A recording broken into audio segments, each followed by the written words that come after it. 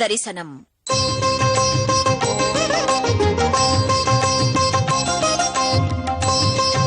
பகுதி 144.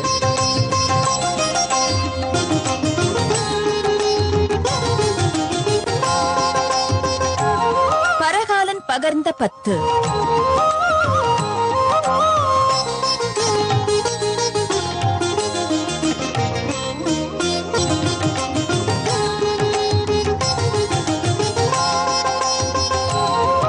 ஆதியும் அந்தமும்.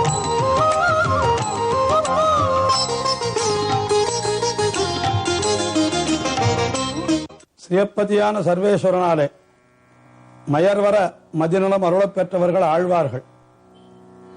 அப்படி ஆழ்வார்கள் எம்பெருமானாலே மயர்வர மதிநலம் அருளப் பெற்றார்கள் என்னால் அது எந்த எம்பெருமானாலே அவர்கள் ஞானத்தை பெற்றார்கள் என்பதை ஆழ்வார்களுடைய பாசுரங்களைக் கொண்டே நாம் பார்க்கின்ற பொழுது ஒரு அற்புதமான விஷயம் தெரிவிக்கப்படுகிறது.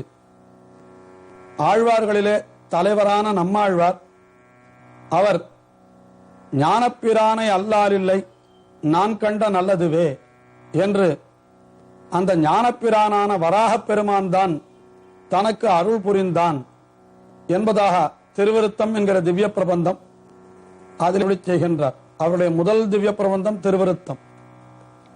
அதிலே கூட முதல் பாசுரத்திலேயே என்னென்ற யோனியமாய்ப் பிறந்தாய் இமையோர் தலைவா, உயிரளிப்பான் இந்த உயிர்களையெல்லாம் காப்பதற்காக எப்பேற்பட்ட பிறவியிலேயும் நீ பிறந்தாய் அல்லவா என்கின்றார் எம்பெருமானை பார்த்து. அதே போல திருவாய்மொழியினுடைய இறுதியிலே தம்முடைய பாசுரத்தை தலை கட்டுகின்ற பொழுது திருவாய்மொழியினுடைய கடைசி பதிகத்திலே கோல வராகம் ஒன்றாய் நிலம் கோட்டிடை கொண்ட வெந்தாய் என்று அந்த வராக பெருமானை அவர் போற்றி மகிழ்கிறார். அது மட்டுமல்ல, மாறன் பணித்த தமிழ்மறைக்கு ஆரங்கங்கூற அவதரித்தவர் திருமங்கை ஆழ்வார். அவரும் கூட தமக்கு ஞானமருளிய எம்பெருமானை பற்றி குறிப்பிடுகின்ற பொழுது பன்றியாய் அன்று பாரகங் கீண்ட பாழியான் ஆழியான் அருளே நன்று நான் உய்யக் கொண்டது நாராயணா என்னும் நாமம் என்று தாம் நாராயண நாமத்தை அறிந்து கொண்டது, அதனுடைய பொருளை உணர்ந்து கொண்டது எல்லாம் பன்றியாய் அன்று பாரகங்கீண்ட பாழியான் என்கின்ற வராகப் பெருமான் அவனுடைய அருளாலேயே என்று இப்படி அருளி செய்திருக்கிறார்.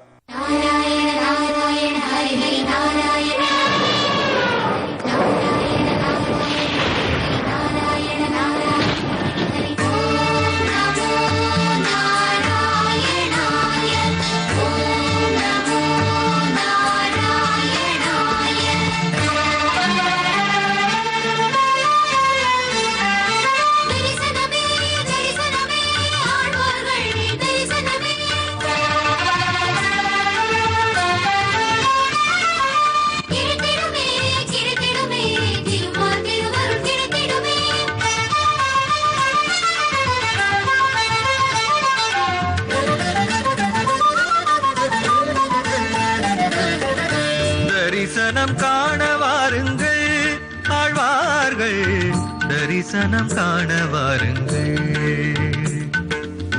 ஆழ்வார்கள் தரிசனம்.